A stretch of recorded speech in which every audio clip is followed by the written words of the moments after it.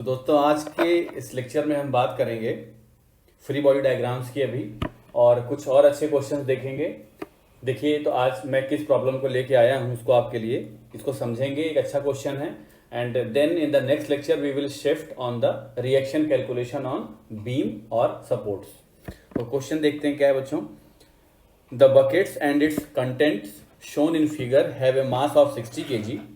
If the cable ABC is 15 meter long, determine the distance y to the pulley at B for equilibrium. Underline करते हैं term for equilibrium. Neglect the size of the pulley. तो पुली का size neglect करने का मतलब है आपको पुली का वेट भी नेग्लेक्ट करना है, कंसीडर नहीं करना है। ठीक है, तो देखिए किस तरह से इस क्वेश्चन को सॉल्व करते हैं बच्चों। यहाँ तीन पुली दी गई है। पुली 1A मैं सर्कल कर रहा हूं, बी और सी दिया गया है। This is pulley C. तीन पुली मुझे दी गई है and we have to find out, पूछा गया डिटरमाइन द डिस्टेंस वाई।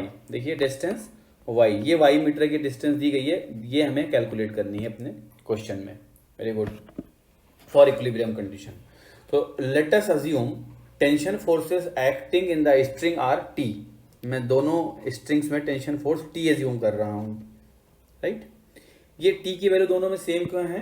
क्योंकि पुली के अंदर कोई फ्रिक्शन की बात नहीं की जा रही है। अगर पुली और थ्रेड के बीच में फ्रिक्शन होता है तो फिर हम टेंशन फोर्सेस को अलग अलग एज्यूम करके सॉल्व करते हैं, T1 and T2। T1 at the tight side and T1 at the T2 is at the slack side. लेकिन यहाँ पर किसी भी फ्रिक्शन फोर्सेस की बात नहीं की गई है, पुली का वेट भी नेग्लेक्ट किया गया है, तो हम टेंशन फोर्सेस को टी एज्यूम कर रहे हैं both the sides. And now assuming the angle of pulley at the left side is making from horizontal is theta1. Similarly at the right side this angle is theta2. आप figure में देख सकते हैं theta1 और theta2। तो मैं अगर इस फोर्स को रिजॉल्व करूं, I am writing summation of forces in X direction is equal to zero.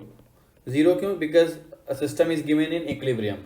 तो क्या हो जाएगा बच्चों, t cos theta 1 is equal to t cos theta 2। अगर मैं इस t को रिजॉल्व करूंगा तो at this side I will gate t cos theta 1 और ऑपोजिट साइड मुझे क्या मिल रहा होगा इसी फोर्स में, t cos थीटा 2। तो यहां से t और t कैंसिल हो जाएगा, तो एक रिजल्ट मिल गया, थीटा 1 और थीटा 2 आपस में क्या है, बराबर हैं। Theta 1 and theta 2 both are equal. Very good. Now I need to calculate the distance of in the horizontal side and in the vertical side. तो मैं एक ट्रायंगल फ्रेम कर रहा हूं। ट्रायंगल दिखा है बच्चों ए बी और पॉइंट का नाम लिख रहा हूं डी। आप गौर करिएगा, this is triangle A B और डी। तो इस ट्रायंगल में I am assuming horizontal distance, मैं ये horizontal distance let us assume this distance is X meter. तो रिमेनिंग डिस्टेंस कितनी हो जाएगी? रिमेनिंग विल बी बहुत simple, it is 10 minus X meter, 10 minus X meter. Similarly thread को अगर एक साइड पर अज्यूम कर लेता हूं z मीटर है, let suppose thread I am assuming at one side, the distance of thread is z। Let me write first. देखिए ये मैंने वन साइड अगर इसको z अज्यूम कर लिया तो easily you can say distance at the opposite side will be 15 minus z। देखिए ये आप बता सकते हैं बहुत आसानी से। टोटल डिस्टेंस उसने कितना दिया था एग्जामिनर ने, 15 मीटर का थ्रेड है, क्वेश्चन में लिखा हुआ है if the cable ABC is 15 metre long, तो रिमेनिंग डिस्टेंस कितनी होगी, 15 minus Z. Very good.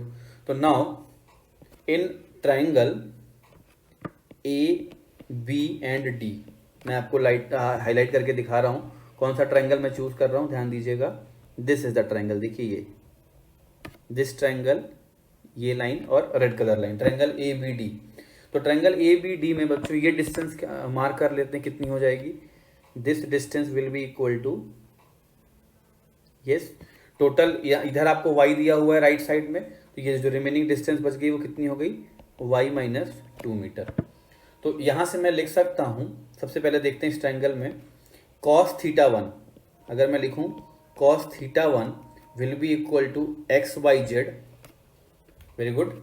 And दूसरा ट्रायंगल अगर मैं चूज कर रहा हूं, this is B C and let's say E, B C ई। कौन सा ट्रायंगल मैं आपको शो कर रहा हूं, यहां ध्यान दीजिएगा, दिस ट्रायंगल। देखिए एक ये साइड हो गई, दिस इज सी ई, और एक ये हॉरिजॉन्टल हो गया क्या, दिस इज बी ई।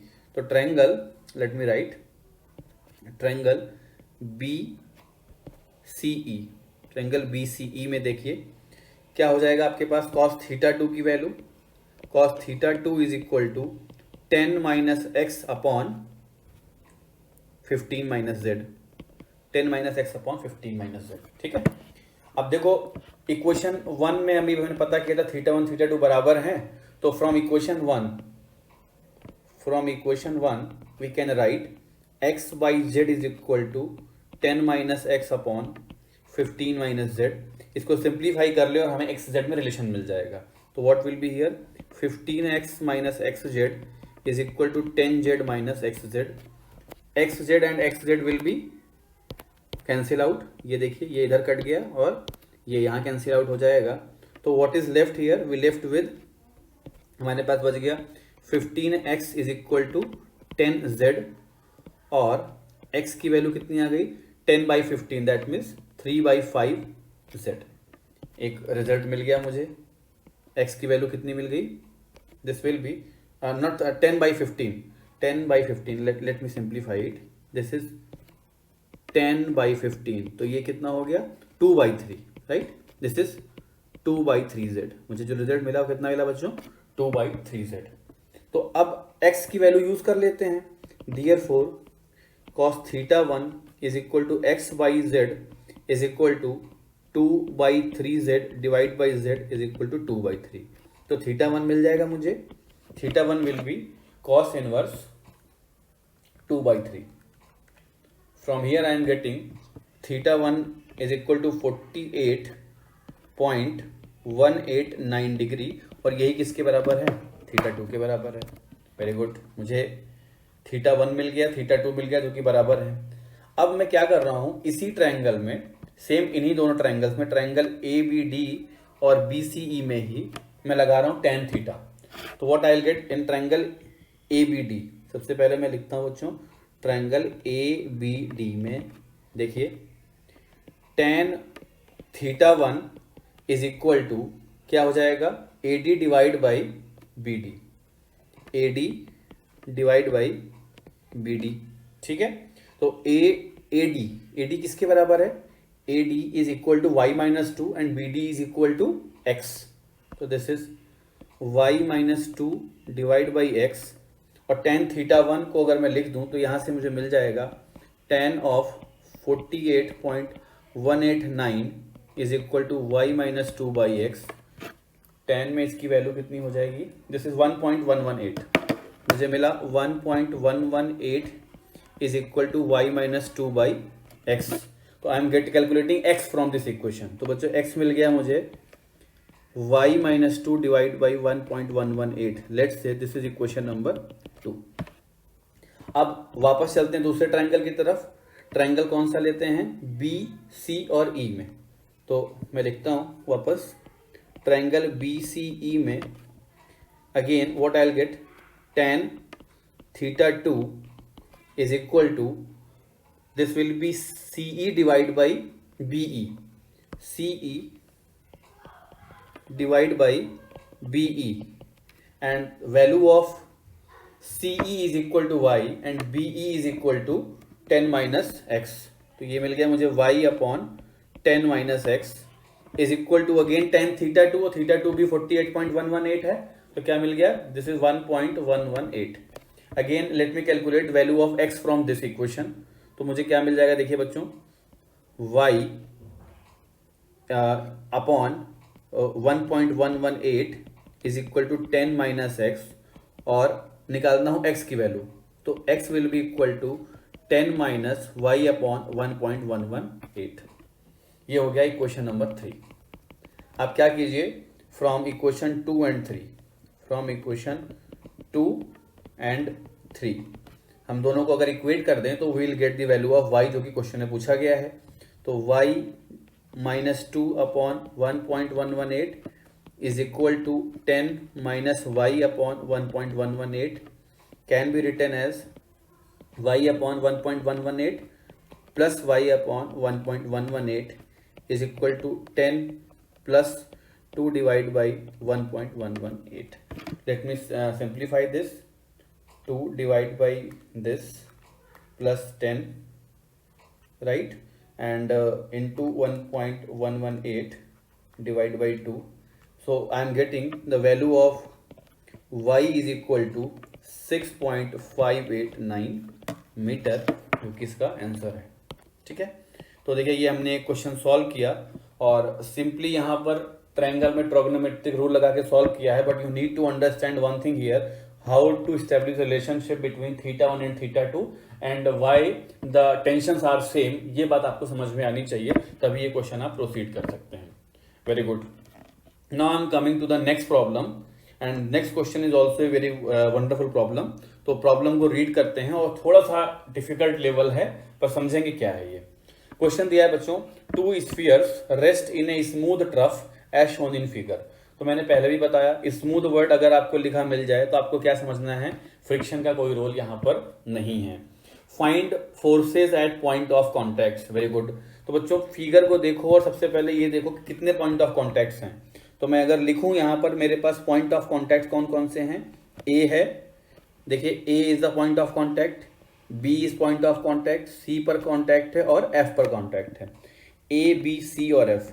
तो मुझे इन चारों फोर्सेस की वैल्यू कैलकुलेट करनी है. यही क्या है, मेरे लिए अननोन है. इन पर जो भी फोर्स लग रहे होंगे मुझे वो पता करना है. तो सबसे पहला स्टेप क्या होता है कि you should draw free body diagram of the given configuration diagram given system. और आपको फ्री बॉडी डायग्राम बनाने के लिए मैंने तरीका बताया था कि जितने भी रोलर्स, स्फीयर्स और सिलेंडर दिए हुए हैं उनके सेंटर को ज्वाइन कर दीजिए. तो मैं इस सॉल्यूशन को करता हूं और सबसे पहले डायग्राम को कॉपी किया है मैंने इसी जगह पर, देखिए यहाँ पर. तो इसमें मैं कैलकुलेट करना चाहूंगा, सेंटर को ज्वाइन करके देखते हैं क्या इंफॉर्मेशन मिल सकती है. Radius is given 250 mm. बड़े सिलेंडर की रेडियस 250 है, छोटे सिलेंडर की रेडियस 200 है. स्फीयर की बड़े का weight 500 newton, weight of bigger sphere and smaller sphere is 200 newton. Very good. तो सॉल्व करते हैं. मैं इसको हटा रहा हूँ यहाँ से, जो ये डायग्राम में बना हुआ है, that I am removing. Right. First let me join the centres of these 2 spheres. देखिए मैंने इनके सेंटर्स को यहाँ पर ज्वाइन कर लिया. Very good. Let me remove this also. अब जब मैं इनको ज्वाइन करता हूं then I will get the first information कि मुझे कोई एंगल मिल जाना चाहिए यहाँ से. देखिए if I am extending this line and dropping a perpendicular from C2 to the horizontal. C2 से मैं अगर एक परपेंडिकुलर ड्रॉप करूँ इसके ऊपर, तो आप समझ सकते हैं if this angle can be calculated easily. ये आसानी से आप निकाल सकते हैं अल्फा. कैसे निकालेंगे मैं आपको बताता हूँ. This is the radius, first one R1 let's say, second one is R2. तो बच्चों R1 प्लस R2 की वैल्यू कितनी है, R1 plus R2 is equal to 250 plus 200 that is equal to 450 mm. Very good. Let's say this horizontal distance is equal to x. मैं इस horizontal gap को x मान ले रहा हूँ. ठीक है. लेट्स से दिस पॉइंट, इसको कुछ नाम दे देते हैं, C1M कर देता हूँ. C1M. तो इसके बीच की जो दूरी है इसको x से रिप्रेजेंट कर रहा हूँ. C1M is x. Next distance of radius of smaller cylinder, जो कि क्वेश्चन में ही दी गई है, 200 mm है, 200 ये लिख दिया. And total distance between channel is given, ये दूरी, ये आपको कितना दिया है, 600 mm दिया गया है. तो आप ये बताइए रिमेनिंग कितना बच गया.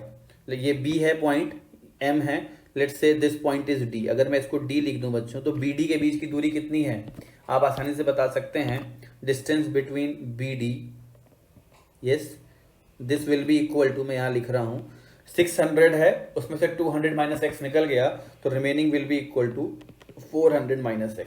ये मुझे डिस्टेंस मिल गई यहाँ पर. बहुत अच्छा. अब प्रॉब्लम को आगे प्रोसीड करते हैं. यहाँ अब ध्यान समझिएगा, इस बात को अब समझना है, अल्फा निकालने के लिए ज्योमेट्री को समझना है. देखिए point A is the point of contact. ठीक है, जिससे एक नॉर्मल रिएक्शन पास हो रही होगी, जिसको मैं यहाँ अभी डॉटेड लाइन से शो कर रहा हूँ. देखिए ये नॉर्मल रिएक्शन होगी जो कि सेंटर से पास हो रही होगी. और ये बात समझ में आ चुकी है आपको सेंटर से क्यों जा रही है, क्योंकि रेड कलर आर्क पर जो स्फीयर है बड़ा वाला, इस रेड कलर स्फीयर पर दिस लाइन इज टेंजेंट. कौन सी लाइन, देखो मैं मार्क कर रहा हूँ, ये जो टोटल लाइन दिखाई गई है, ये लाइन किस पर टेंजेंट है बच्चों, मैं मार्क करके दिखा रहा हूँ. ये देखिए ये पूरा स्फीयर है आपका एक, तो इस स्फीयर पर ब्लू कलर लाइन क्या है, टेंजेंट है। तो मैं इसको रिमूव करता हूँ, पहले आपको समझ में आना चाहिए बस, ठीक है। तो एक ये लाइन आपको मिल गई जो कि ए को C1 से जोड़ रही है, दूसरी बी को C1 से जोड़ रही है। तो definitely in both the cases point D को C1 से मिलाने वाली लाइन बच्चों, पॉइंट डी को C1 से मिलाने वाली लाइन इसका क्या होगी, बाइसेक्ट होगी। देखिए ये लाइन क्या हो जाएगी, इसका बाइसेक्ट होगी टोटल का। टोटल का मतलब जो भी आपका एंगल ADB है, एंगल ADB है, एंगल बच्चों AD और B है, ये पहले कितना हो जाएगा, this will be equal to 120 degree, क्योंकि टोटल एंगल 180 है, 60 माइनस होने के बाद बचेगा 120 डिग्री। अब जो भी आपका एंगल है, एंगल कौन सा, ADC1 will be equal to angle C1DB and will be equal to 120 by 2, that is 60 degree, क्योंकि DC लाइन क्या, DC1 line is the bisect of angle ADB। Very good. तो मुझे यहाँ से ये इंटीरियर एंगल मिल गया बच्चों, ये एंगल कितना मिल गया, मैं इसको रेड कलर से लिख रहा हूँ, 60 डिग्री मिल गया। तो आप आसानी से ट्रायंगल C1D और B में if you apply tan theta, if you apply tan 60, तो tan 60 कितना हो गया, देखिए BC1 और डिवाइड बाई BD, और BC1 अभी आपको पता है, BC1 is the radius of the bigger cylinder, this is 250, and BD अभी आपने कैलकुलेट किया है, दिस इज 400 माइनस एक्स। तो इसको सिंप्लीफाई कर लें, we can get the value of x, that will be 250 divide by tan 60, right, and 400 minus answer, this the value of x I am getting 255.66 mm। ये आपको एक result मिल गया, x की value आ गई है, ठीक है। मुझे बच्चों x मिल चुका है इस फिगर में। नाउ अब नेक्स्ट क्या करना होगा, मुझे x मिल गया तो अल्फा कैलकुलेट कर सकते हैं, कैसे, ट्रायंगल C1C2M देखिए, ट्रायंगल C1C2M में if I apply cos alpha, तो cos alpha is C1M divide by C1C2, लिखता हूं यहां पर cos alpha is equal to C1M divide by C1C2, और C1M की जो वैल्यू है वही x के बराबर है, तो this is x divide by C1C2, और x आपने निकाला 255.66, और C1C2 is the radius summation of both the cylinders sphere, जो कि आपके पास कितना 450 mm ये हमने निकाला हुआ है। तो let me write this value, it is 450 mm। Very good. Let me write once, पहले तो मैं इसको मार्क कर देता हूँ, ये मैंने लिया है 450 mm, जिसको मैं यहाँ यूज कर रहा हूँ, 450 mm, सॉरी, यस। यहाँ से मुझे अल्फा मिल जाएगा, तो alpha will be this divide by 450, cosine inverse is 55.379 degree, ये मुझे अल्फा की वैल्यू मिल गई, ये भी एक रिजल्ट आ गया। अब ज्योमेट्री कंप्लीट हो गई है, now I need to draw free body diagram. तो मुझे इस पूरे सिस्टम का फ्री बॉडी डायग्राम बनाना है, और बच्चों मैं इस डायग्राम को बिल्कुल इसी के बगल ही बनाऊंगा, इसको मैं रफ कर रहा हूँ यहाँ से एंगल्स को, और ये diagram I am going to draw just beside the given figure. आपको बताया हमेशा कॉन्फ़िगरेशन डायग्राम के बगल ही बनाइए, जो सिलेंडर जिस पोजीशन पे दिया है उसको उसी पोजीशन पे ड्रॉ कीजिए। तो let me draw first centre of the first cylinder, late me draw first, this is the centre of first cylinder, let's say it is it's name I am writing, sorry इसका मैं नाम लिख रहा हूँ, this is given here C1 या C2 है, centre is C2, ठीक है, and centre of the second cylinder, this value this is come out to be, यहाँ लिख रहे हैं C1 है, this is the value C1 here, ठीक है। तो इसको मैं बोल्ड लाइन से ना दिखाते हुए इसे डॉटेड लाइन से दिखा रहा हूँ गैप को, ये मैंने प्रोजेक्ट किया हुआ है सेंटर को, तो आपको इस तरीके से ऐसे मैंने दिखा दिया। वेरी गुड, ये M है, ठीक है। ये सेंटर था सेकेंड सिलेंडर का, ये फर्स्ट सिलेंडर। अब सब क्या करूंगा, इनके पॉइंट सेंटर्स को ज्वाइन कर दिया मैंने। Now weight will be acting at down side of both the cylinders. तो जल्दी से मूव करते हैं अब, क्योंकि अब आप सब समझ चुके हैं। ये पहले वाले का वेट हो गया। Now the weight of second cylinder, late me draw. This is the weight of second cylinder या बिगर सिलेंडर। अब देखिए पॉइंट एफ जो कि ये कांटेक्ट पॉइंट है बच्चों, यहां ध्यान दीजिए, पॉइंट एफ कांटेक्ट पॉइंट है। तो इस पर जितना रिएक्शन छोटा वाला स्फीयर बड़े पे लगा रहा हो उतना ही बड़ा छोटे पे लगा रहा हो, तभी इक्विलिब्रियम मेंटेन होगा। तो let me right the direction and magnitude of reaction force. इसको मैंने आर से मान लिया, आर। तो आर क्या है? वो रिएक्शन फोर्स है जो छोटे सिलेंडर ने या स्फीयर ने बड़े पे लगाया और उतना ही बड़े ने छोटे पे लगाया, तो उसको मैंने आर से शो कर दिया है। Very good. Now at contact point C, देखिए बच्चों सी पर छोटा वाला sphere is pressing the wall, wall को पुश कर रहा है, तो वॉल भी उस पर एक रिएक्शन ऑफर कर रही होगी। तो let me draw the reaction, direction of reaction force offered by wall. ये देखिए इस तरफ, क्योंकि वो इस पॉइंट से जा रही होगी इधर की ओर टुवर्ड्स लेफ्ट, तो इसको मैंने ड्रॉ कर दिया। Late me draw, yes this value is this one. इसको मैं लिख देता हूं किससे? आर सी से लिख रहा हूं मैं, दिस इज आर सी। या let me draw it again, इसको मैं दोबारा से ड्रॉ करके दिखा रहा हूं। ये वैल्यू होगी आर सी। Very good. तो देखिए तीन फोर्स मिल गया आपको, आर, आर सी और डब्ल्यू, जिसकी W2 लिख देता हूं या WC2 लिख देता हूं, जिसकी वैल्यू दी गई है क्वेश्चन में। WC2 is given how much? 200 Newton. यहां देखिए WC2 इज गिवन 200 न्यूटन, तो यहां ये हो गया 200 newton. Now I need to calculate the angle between all these three. ये एंगल दिया है क्वेश्चन में, अल्फा हम कैलकुलेट कर चुके हैं, तो बच्चों ये भी क्या हो जाएगा? अल्फा ही होगा। तो remaining total angle will be equal to this one is how much? ये हो गया 90 प्लस अल्फा। ये एंगल हो गया 90 plus alpha. This angle will be equal to how much? 90 degree. और ये जो बच गया ये कितना हो गया? अगर ये टोटल एंगल हॉरिजॉन्टल पे अल्फा था तो इट बिकेम 180 माइनस अल्फा। देखिए 180 माइनस अल्फा। तो आपने तीनों एंगल कैलकुलेट कर लिए। अब तीनों एंगल पे अगर मैं लामीज थ्योरम लगाऊं तो I can get easily the value of R and R C. तो मैं लामीज थ्योरम लगा रहा हूं इस फिगर पर, तो लेट मी राइट हियर, यहीं पर लिखता हूं मैं। यस, मैं सेंटर C2 पर लगा रहा हूं, लामी एट C2। तो C2 पर लिखता हूं, क्या लिखूंगा? देखिए 200 divide by sine of 180 minus alpha is equal to R divide by sine 90 and is equal to R C divide by sine 90 plus alpha. आपने अल्फा कैलकुलेट किया हुआ है, put the value of alpha and get the value of R and R C.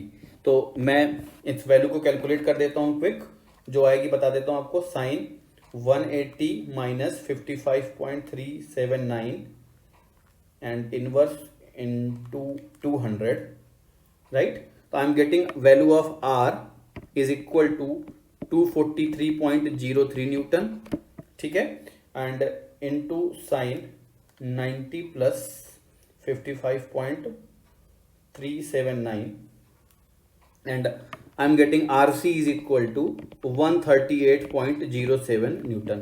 तो देखो बच्चों दो result तो बहुत आसानी से मिल गए मुझे, R और RC, ठीक है। अब सेंटर C1 का FBD बनाते हैं। सेंटर C1 देखो, ये जो C1 दिया हुआ था इसका मैं फ्री बॉडी डायग्राम बनाता हूं। तो C1 को कंप्लीट करते हैं क्विक। ये एंगल कितना हो जाएगा? देखिए अगर ये अल्फा है तो इसके अपोजिट एंगल कितना हो गया बच्चों? अल्फा हो गया, ठीक है। पॉइंट बी से एक नॉर्मल रिएक्शन ऊपर की ओर जा रही होगी इस डायरेक्शन में, देखो ऐसे। तो पॉइंट बी से एक नॉर्मल रिएक्शन दिखा देते हैं जो कि अपवर्ड लग रही होगी। ये देखिए, इस रिएक्शन का नाम रख देते हैं आरबी, आरबी या आरबी एनबी, नॉर्मल है एनबी लिख दिया, एनबी, ठीक है। ये वेट आपको पता है WC1 is equal to 500 Newton, ठीक है। WC1 कितना है बच्चों? 500 न्यूटन है, ये देखो। और एक फोर्स और जा रहा होगा, यहां ध्यान देना, आप इस बात को ध्यान दीजिएगा। ये पॉइंट ए से जो कांटेक्ट रिएक्शन है वो ऐसे पास हो रही होगी, देखिए पॉइंट ए से कांटेक्ट रिएक्शन ऐसे जा रही होगी, दिस वन। ये इस तरह से कांटेक्ट रिएक्शन फोर्स जा रहा होगा पॉइंट ए से। तो मैं उस कांटेक्ट रिएक्शन फोर्स को अगर दिखाना चाहूं, मैं पीछे की ओर एक्सटेंड करूं बच्चों, ध्यान करो मैं बोल्ड कर रहा हूं इसको। मैंने जूम किया है, ये अगर मैं पीछे करूं, ये एंगल 60 है, दिस वन इज 90, तो ये कितना बचेगा, ये 30 डिग्री बचेगा। अगर ये 30 होगा तो ये भी कितना हो जाएगा, 30 डिग्री हो जाएगा। बहुत आसानी से आप समझ सकते हैं। तो इसको मैं यहां पर लेट मी शो, ये कुछ ऐसा एंगल हो गया, देखो ये राइट, जिसकी वैल्यू कितनी आ गई यहां पर 30 डिग्री आ गई, और इस ए से जा रहा है तो रिएक्शन का नाम आर ए लिख दिया। ये कुछ पीछे ऐसे था, यहां से ये एंगल कितना था, 30 डिग्री था। अब मैं क्या करूंगा, रिजॉल्व कर लेता हूं फोर्सेस को पॉइंट सी के अलोंग। तो resolving forces eight point C1 यानी बिगर सिलेंडर पर। तो सबसे पहले एक्स डायरेक्शन में रिजॉल्व कर लेते हैं। एक्स में करेंगे तो आपको मिलेगा R A cos 30, let me write, R A cos 30 is equal to, देखो ये वाला कंपोनेंट आर ए का कंपोनेंट, इसको गौर करना, ये इधर जाएगा तो बचेगा आर ए कॉस 30 राइट, और इसी का वर्टिकल कंपोनेंट अगर मैं निकालूंगा तो ये मुझे मिलेगा आर ए साइन 30। ठीक है, सिमिलरली इस आर को रिजॉल्व करूंगा तो इस डायरेक्शन में क्या मिल जाएगा मुझे, आर कॉस अल्फा, और ये इस डायरेक्शन में आ जाएगा ये आर साइन अल्फा। ठीक है, तो आर ए कॉस 30 से इक्वेट कर देते हैं हम किसको, आर ए कॉस 30 को आर कॉस अल्फा से। आर कॉस अल्फा की वैल्यू है 55.379। ठीक है, आर यू हैव कैलकुलेटेड, तो आर ए मिल जाएगा यहां से, R is 243.03 into cos 55.379 divide by cos 30 किया तो I am getting R A is equal to 159.436 newton. ठीक है, देखिए बच्चों आर ए बहुत आसानी से मिल चुका है मुझे। अब मुझे कैलकुलेट करना बचा, आर ए की डायरेक्शन क्या है ये भी देख लो, डायरेक्शन क्या है, इस डायरेक्शन में 30 डिग्री पर, हॉरिजॉन्टल 30 डिग्री पर है। And last force is left that you can calculate by the vertical force balance. तो वर्टिकल में देखो क्या क्या मिल रहा है, आर ए साइन 30 और एन बी, ये दो फोर्स मिल रहे हैं आपको, आर ए साइन 30 और एन बी, और डाउनवर्ड मिल रहा है आर साइन अल्फा और डब्ल्यू C1। तो मैं लिख सकता हूं summation of forces in y is equal to 0। ये था बच्चों summation of forces in x is equal to 0। तो यहां मिला मुझे R A sine 30, let me see once again, R A sine 30 plus N B, yes, plus N B is equal to WC1 plus this one is R sine alpha, यानी R sine alpha, alpha आपको पता है 55.469। तो यहां से मैं N B calculate कर लेता हूं, तो N B will be, this is 500 plus R की वैल्यू है कितना निकाला था अभी हमने, R 243.03 into sine alpha is 55.379। ठीक है, and what left, minus R A 159.436 into sine 30. So let me write what the value of NB I am getting. Let me calculate first. This is this one into sine 30 plus this is how much, 243.03 into sine 55.379, right, and plus 500 and minus this one 200. This is I am getting 620.29 Newton, which is coming in the upward direction. ये कहाँ लग रहा है बच्चों, this force I am getting in the upward side. क्या किया हुआ, NB निकालने के लिए WC1 this is 500, R sin alpha ये लिखा हुआ है, and minus RA sin 30, simplify कर लीजिए, you can get the value of NB। तो एक बार आप गौर कीजिए, मुझे चारों आंसर मिल गए, NB मिल गया, RA मिल गया, NB मतलब reaction at B point, RA मतलब reaction at A point, RC and R। तो यही चार चीजें हमें कैलकुलेट करनी थी, A B C and F। F की रिएक्शन का नाम क्या है, दिस रिएक्शन इज बेसिकली, इसी को हमने क्या लिखा है, R लिखा हुआ है, C is RC, B is NB and A is RA, and all four we have calculated. और देखिए एक अच्छा क्वेश्चन हमने यहाँ पर सॉल्व किया। तो till then you revise this problem और see you in the next lecture, जहां मैं डिस्कस करूंगा concept of equilibrium for the various support system. Thank you.